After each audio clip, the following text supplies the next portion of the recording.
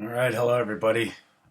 This is today we're going to address this ever growing conundrum about cholesterol, and I'm coaching a few people, and these questions are very valid, and there's a lot of the problem is a lot of this you're going to have to figure out for yourself, and I'm going to give you some insight and my take on it, and full disclosure, I might be wrong.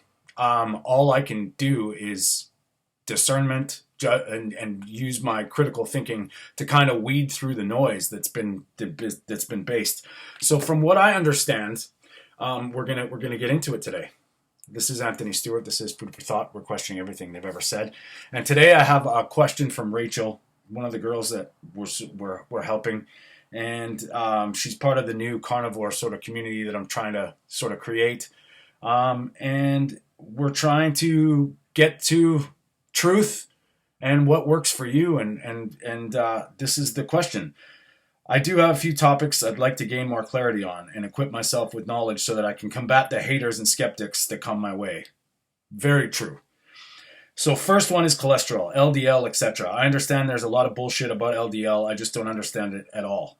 Fully understand it at all. And secondly, how trans fat, saturated fat, mono all play into cholesterol and what they are on their own and what's actually bad, good, and beneficial. So the short answer is, Rachel, you're going to have to take a side here because basically what I've found, and we'll start with the dogma and what is truth in their eyes. So what they say cholesterol is. Basically, eating more saturated fat increases your cholesterol, which causes atherosclerosis or heart disease. So it accumulates in your arteries and gets plaquey and calcifies bad. That's the bad LDL cholesterol. There is good HDL cholesterol, which is sort of counterintuitive because if you look at cholesterol as a molecule, we'll go to Google. And, I'm just going to sort of go through this just very, very quickly. And, well, maybe it might be long and drawn out, but there's a reason because my argument here is, and there's a lot of people that agree with me. And obviously, good or bad is a label that we made. It's not real. There is no good or bad cholesterol. Cholesterol is a molecule that is essential. It helps your body make cell membranes, many hormones, and vitamin D. So your cholesterol in your blood comes from two sources, the foods you eat and your liver. Your liver makes all the cholesterol your body needs. Now that's just, is cholesterol essential to health? Yes, it is. So almost like there are so many reasons why cholesterol is good. And it gets falsely identified as good and bad because the HDL is a different molecule, a different thing. And what people first of all don't understand is that HDL and LDL, they stand for high density lipoprotein or low density lipoprotein. So because cholesterol is a fat, it can't be carried in the blood. It's packaged up with a protein called a lipoprotein. So it's a fat-based protein carrier. It's like a bus that shuttles around different things, antioxidants, certain vitamins, and it circulates and drops off and picks up. So right there, knowing that this is very important, it's kind of weird that it's good or bad. And now how did it get coined bad? We have to go into some history. Now, there was in the 50s, this is the sort of the Cole's Nose version. In the 50s, President Eisenhower had a heart attack and the world went cardio crisis. Why? What happened? There was a scientist named Ansel Keys who did the 7-nation study that was actually 22 nations, but he cherry-picked 7 and basically showed that arguably showed that LDL accumulating too much of it causes these plaquings and leads to a heart attack. So the world jumped on that, and that's where the low-fat craze started. So every decade has gone further and further into this narrative, and realistically, you have two camps. You have the people, well, there's actually 3, but you have the people that believe LDL cholesterol causes heart disease. You have the people that believe LDL, dysfunctional LDL that oxidizes, that's damaged, is present with plaquing and heart disease. And as long as your LDL is healthy, you should be fine. So it goes into a whole soup of crap where you look at cholesterol function and it's all over the map. The long and short of it is our bodies require cholesterol and our bodies make. And remember, this is my opinion and this is my sort of take on it, which has been, I've studied this stuff for a long time, and the truth is it gets more muddy as we go. So you're going to have to sort of take a leap of faith and see what works for you, because all I know is cholesterol is essential for human life. It's essential for animal life. It's present in almost every single cell. It produces hormones. So our vitamin D synthesis requires cholesterol. So is lowering it artificially through drugs or from the foods we eat a bad thing? I would argue on the side of probably not a good thing to lower your cholesterol if it's supposed to be made. Now, there's another camp that says your genes are completely responsible for the amount of these lipoproteins in your system. Now, so I'm sorry it's going to be all over the place, but it's so crazy because there's so much dogma out there about good, bad cholesterol, but they don't even know what it is. In fact, some doctors, you ask them what cholesterol is, they'll tell you it's HDL and LDL, which is not true. That's the carrier molecule that carries around cholesterol.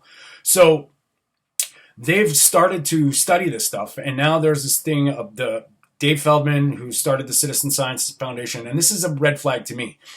They have taken people that he figured out. He's an engineer, and he figured out that it works like a network group. Like these things are all relative, and the way your body is the cholesterol functions is like a network. So he found that when he hypothesized that when your body is lean, not a lot of body fat percentage, you're fueled by fat, ketogenic, your body increases the LDL production. So your HDL goes up, your LDL goes really high, and your triglycerides come down. The triglycerides are the free fatty acids in your blood. And I believe, I'm not talking literal science. I know there's probably some scientists out there that's going to bash me. I'm just trying to make this relative to everybody and to the people that I'm helping, because it's very, very, very confusing. So what he said was this lean mass hyperresponders, and they're doing a study now. And the thing that's a red flag for me is that they're all about this. This is bad. You can't do this. And it's interesting how we can't even have a conversation about this stuff. So they've proven now that yes, eating plant sterols, arguably, or sugar, and not using fat for energy will lower your cholesterol, your LDL cholesterol. Is that a good thing? We don't know. So, all I can say is I look at how essential this is for human life, and if your body is dictating how much is produced, is it good to lower it? We don't know. And that's the honest truth, is they're trying to study this, but it's getting roadblocked every step of the way. So this guy in the 50s that came up with this heart hypothesis about how LDL is the boogeyman, the bad one, got a lot of political attention. And that started this low-fat, movement that is very, very deep run today. Now you can look at if you just Google cholesterol, everything may increase your risk, will increase your risk of stroke, heart disease. Worst foods for high cholesterol are red meat, full fat dairy, baked goods and sweets, fried foods, tropical oils such as palm oil, coconut oil, and butter.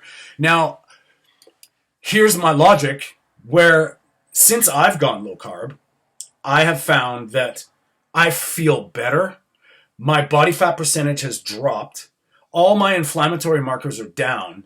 All these little nuanced symptoms are resolving because I'm on a high fat diet.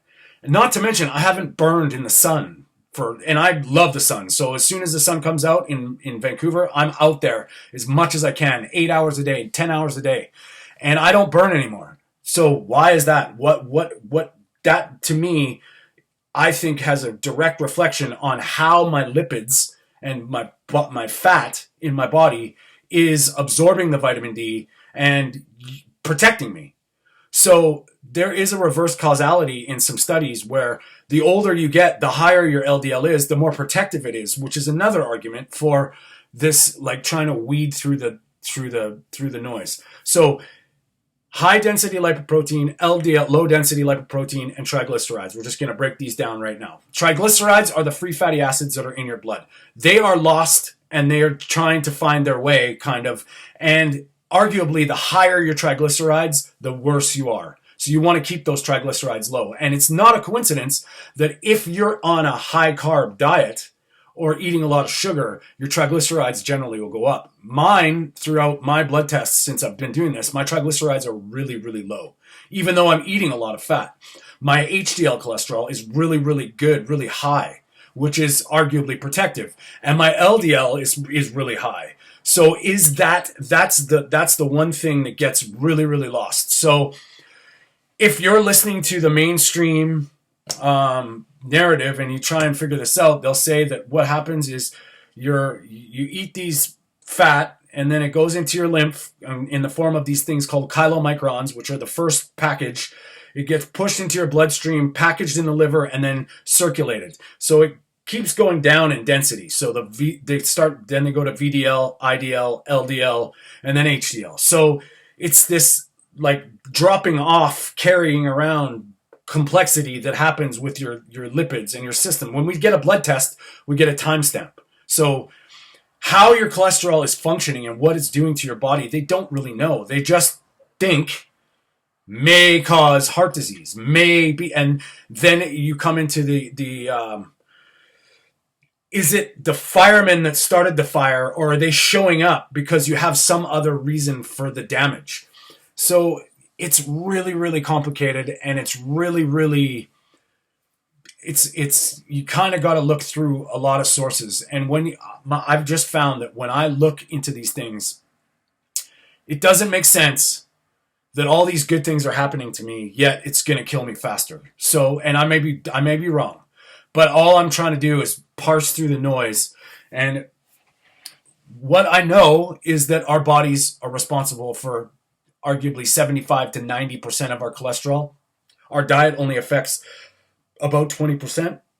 So is that dietary cholesterol killing us, even though our bodies are making it? And that's kind of where I'm at with that. So they say saturated fat increases your cholesterol in your blood, and that's a bad thing. I would argue, just from my personal sort of my research and my studying, that that's very misconstrued, maybe half truths. I would say the oxidative stress and the oxidative damage that you're doing to your body is making the cholesterol, the carriers of this cholesterol, dysfunctional, which can be traced back to why I think seed and vegetable oils are damaging, because they're polyunsaturated fats, which we'll get into now. So dealing with trans fat, saturated fat, monosaturated fat. So basically, saturated fat, I'm going to just give this straight up, is structurally sound with molecules that don't get damaged easy. Monounsaturated is one carbon double bond, which means it's prone to oxidation on one of the bonds between all the molecules. So it's like it's hooked a little bit. That is olive oil. That's your avocado oil. That's your monounsaturated fat. So saturated fat is sound structurally at room temperature. It's solid. Butter, ghee, coconut oil. It's high in saturated fat, so it's structurally sound at room temperature. Now, they say this stuff floats around your bloodstream, which is kind of another topic. I'm just going to get into the polyunsaturated fat now. Polyunsaturated fat is when the fat molecule has multiple double bonds, which are proven to be prone to oxidation. They're volatile. Heat, light, changes the molecular structure and makes these, they oxidize. So there's more potential for these to be structurally inviolable. So they tell us that saturated fat is bad, yet it's the most structurally sound and less prone to oxidation, heat, and all these factors. So when we take seed oils and polyunsaturated fats, our bodies require all of them. We have essential fatty acids that are polyunsaturated fats, omega-3s, omega-6s, blah, blah, blah, blah, blah. But the problem is these vegetable seed oils are very high in a fatty acid called linoleic acid, which is an unsaturated at many levels and prone to oxidation. I believe when our fat cells, our lipids in our brains, in our adipose tissue are made from this stuff, it creates dysfunction because it's prone to oxidation. So when these polyunsaturated fats oxidize, what happens under heat and stress is they flip sides. So it goes deep into the shit, but they found that when they heated up these oils, they turned into trans fat, which everybody can agree are bad. The problem is we look at these seed oils like Smoke Point and not a lot of taste. Well, why isn't there a lot of taste? It's because they're processed with stabilizers, deodorizers. They're treated under pressure at low temperatures because they, when you drop the pressure, you can do things and distill things at higher, right? So instead of boiling it, you drop the pressure and then it boils at a lower temperature so it stays viable. The problem is when we're cooking with these things, and it's if you look at everything, not just does it have trans fat or not. When we heat up and cool and heat up and cool, all these polyunsaturated fats are not only being oxidized and broken down and being structurally not good, but the heating flips them into these trans fats. And if you can imagine two sides, there's cis and trans.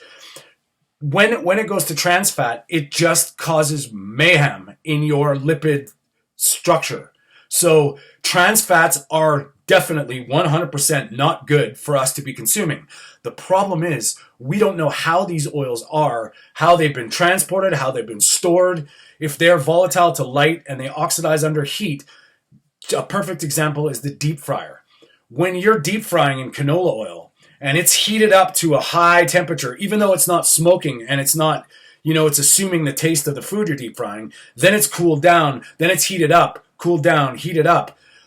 Every time you're doing this, the potential of turning into trans fat increases. So I would say the problem is maybe not buying these oils, but what they're doing by the time we're consuming them. We cook with them, we heat them up, we deep fry with them. All of our processed foods are deep fried in some way with these oils. You just look at the ingredients. And I think that is the main driver of our dysfunction. And when you pair that with a high sugar, that's glycation, that's oxidation, that's advanced glycation end products, reactive oxygen species, which are all words for dysfunctional cells. So when we're dealing with these things, we have to look beyond what they are. So maybe too much saturated fat isn't a good thing, but you can't argue with the fact that they are structurally sound at room temperature, and they are they last better, healthier, and structurally when they're heated and cooled down.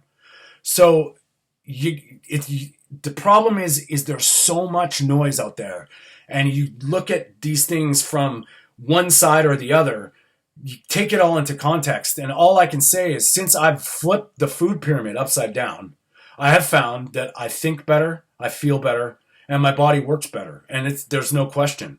What the perfect amounts are, it's arguable. There's a lot of polyunsaturated fat in meat, but I think it's at a natural level where that can be argued.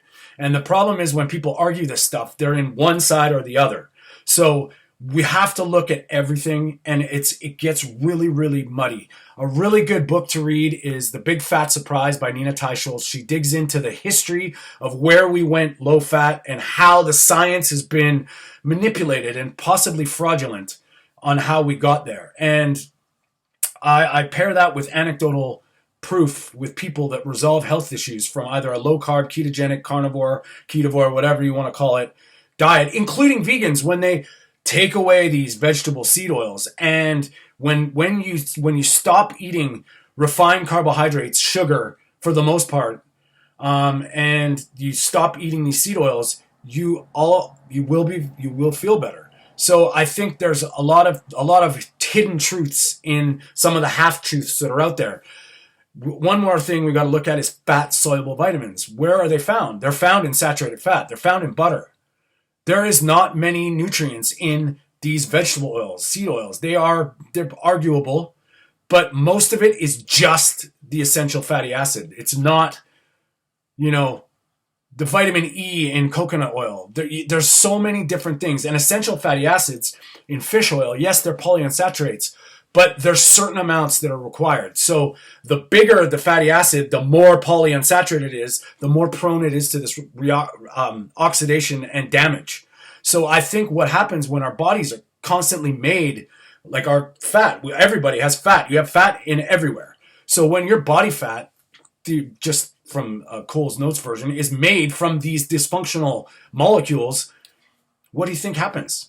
I think it's metabolic dysfunction. And that's kind of my take on it. So we can go deeper. I don't want to keep this terribly long, but that's sort of the thing. Once you look into this stuff, you have to go deeper, way deeper than just Wikipedia, because all of it, the heart associations, all these Mayo clinics, all of it are based around this narrative that saturated fat leads to higher cholesterol in the blood, which lead to heart disease. And if it's not true, all of it falls apart.